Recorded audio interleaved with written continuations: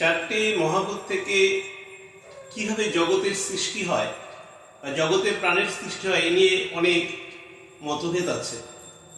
ভারতীয় দার্শনিক, বিশেষ করে যারা আস্তিক দর্শন সম্প্রদায়, তারা বলেন যে ক্ষিতি, অপ, তেজ, মরুদ, বোম এই পঞ্চভূতের মাধ্যমে এই জগৎ সৃষ্টি হচ্ছে।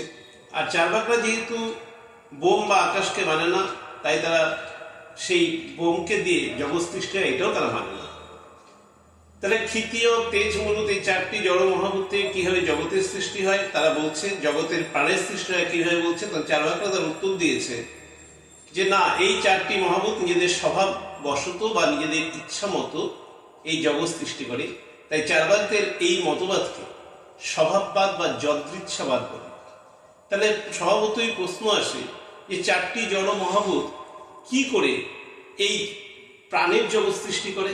কারণ জড় থেকে জড়েরই সৃষ্টি হয়, প্রাণের থেকে প্রাণেরই সৃষ্টি হয়।